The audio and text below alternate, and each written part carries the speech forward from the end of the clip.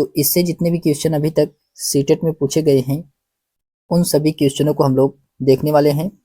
अगर ये वीडियो आपको पसंद आए तो चैनल को सब्सक्राइब और वीडियो को लाइक शेयर अवश्य करिए दोस्तों। तो चलिए हम लोग देखते हैं इसमें क्वेश्चन नंबर इसमें पहला दिया गया है कि निम्नलिखित में से कौन सा क्षेत्र प्राचीन काल में मगध के नाम से जाना जाता था। तो आपको बताना है कि प्राचीन काल में मगध के नाम से कौन सा क्षेत्र जाना जाता है। तो क्वेश्चन नंबर फर्स्ट का इसमें राइट आंसर होगा दोस्तों गंगा का दक्षिणी क्षेत्र। गंगा का दक्षिणी क्षेत्र ऑप्शन नंबर इसका ए वाला राइट आंसर होगा।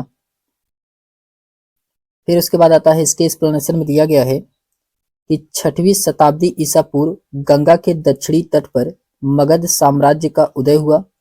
वर्तमान बिहार राज्य के गया, पटना तथा शाहाबाद जिले में मगध साम्राज्य विस्तृत था। इसकी राजधानी राजगृह थी। मगध साम्राज्य की स्थापना हर्यक वंश के शासक बिंबिसार के द्वारा किया गया था। यह साम्राज्य तत्कालीन 16 महाजनपदों में सबसे शक्तिशाली महाजनपद माना जाता था। तो मगध जो कि 16 महाजनपद थे उसमें से सबसे शक्तिशाली महाजनपद मगध ही था। फिर उसके बाद आता है क्वेश्चन नंबर सेकंड है कि ज्यादातर महाजनपदों की मजबूत किलेबंदी थी क्योंकि इसमें जो शासकों को आक्रमण का भय था और वे स्वयं की रक्षा को सुनिश्चित करना चाहते थे।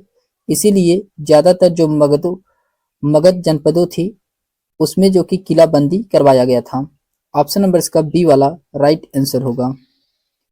फिर उसके बाद आता है इसके एक्सप्लेनेशन में दिया गया है कि महाजनपदों की उत्पत्ति महत्वाकांक्षा के कारण तत्कालीन परिस्थितियों में प्रत्येक महाजनपद अपनी सेना तथा साम्राज्य का विस्तार करना चाहते थे। इसीलिए प्रत्येक महाजनपद अपने राज्य की सुरक्षा के लिए अपने महाजनपदों की मजबूत किलेबंदी करते थे। बुद्ध काल में महाजनपदों की संख्या 16 थी। कितनी थी? तो 16 थी। फिर उसके बाद आता है क्वेश्चन नंबर थर्ड है कि 6वीं शताब्दी ईसा पूर्व में मगध महाजनपद के पहले शासक थे। तो पहले शासक कौन थे? तो पहले शासक थे दोस्तों बिंबिसार मगध के पहले शासक थे। ऑप्शन नंबर इसका सी वाला राइट आंसर होगा। फिर उसके बाद आता है इसके एक्सप्लेनेशन में दिया गया है कि बिंबिसार 544 ईसा पूर्व में मगध के प्रथम शासक बने थे। बिंबिसार को मगध साम्राज्य का वास्तविक संस्थापक माना जाता है। बिंबिसार मगध के हर्यक वंश के संस्थापक थे। यह प्रथम भारतीय राजा था जिसने प्रशासनिक व्यवस्था पर बल दिया था। बिंबिसार जो कि अंग राज को मगध में मिलाया और बिंबिसार की मृत्यु के कारण उसका अपना पुत्र अजातशत्रु था। अजातशत्रु ने 493 ईसा पूर्व में मगध की गद्दी पर बैठा था। फिर उसके बाद आता है क्वेश्चन नंबर 4 है। इसमें कहा जा रहा है कि निम्नलिखित कथनों ए और आर को पढ़िए तथा सही विकल्प का इसमें चयन करना है। तो इसमें दिया गया है सबसे पहले अभिकथन ए दिया गया है। अभिकथन ए में कहा जा रहा है कि लगभग 2500 वर्ष पहले कुछ जनपद दूसरों की तुलना में अधिक महत्वपूर्ण हो गए और इन्हें महाजनपद कहा जाने लगा। तो अभिकथन ए में इसका क्या है? सही है। अभिकथन ए इसका सही है। और फिर उसके बाद कारण आर में कहा जा रहा है कि सही तरीकों से किलेबंदी की गई, सेनाएं खड़ी की गई और सेनाओं को रखरखाव के लिए एक सही कर प्रणाली व्यवस्था लागू की गई थी। तो कारण आर भी सही है और अभिकथन ए भी सही है और इसका सही एक्सप्लेनेशन भी कर रहा है। तो ऑप्शन नंबर इसका ए वाला राइट आंसर होगा दोस्तों। ए और आर दोनों सही है। आर ए की सही व्याख्या करता है। ये 2023 का सेकंड शिफ्ट का क्वेश्चन है। इसके एक्सप्लेनेशन में दिया गया है कि प्राचीन भारत में जनपद धीरे धीरे शक्तिशाली होकर महाजनपद का स्वरूप ग्रहण कर लिया। इन्होंने सही तरीके से किलेबंदी करनी पड़ी। बड़ी सेनाओं को गठन किया गया, आसपास के क्षेत्रों को विजित किया गया और सेनाओं को रखरखाव के लिए एक कर प्रणाली की व्यवस्था भी लागू की गई थी। नवीन प्रशासन व्यवस्था की स्थापना की गई थी। फिर उसके बाद आता है क्वेश्चन नंबर 5 है कि निम्नलिखित में से कौन सा महाजनपद के नियमित रूप से कर वसूलने के संदर्भ में सही नहीं है। तो नियमित रूप से कर वसूलने के संबंध में ये सही नहीं है महाजनपदों के नियमित। तो इसका राइट आंसर क्या होगा क्वेश्चन नंबर 5 का। तो इसमें जो ज्यादातर फसलों पर कर का उपज 1/2 यानी कि आधा हिस्सा निर्धारित होता था, ये जो कि इसमें क्या है सही नहीं है। इसमें क्या होता था 1/6 होता था, 1/6 कर वसूला जाता था, इसमें आधा दिया गया है, इसलिए ऑप्शन नंबर इसका सी वाला ये इसका राइट आंसर नहीं होगा। फिर उसके बाद आता है इसके एक्सप्लेनेशन में दिया गया है कि महाजनपदों के पास विशाल किले थे और बड़ी सेना रखते थे, इसीलिए इन्हें प्रचुर संसाधनों की आवश्यकता होती थी।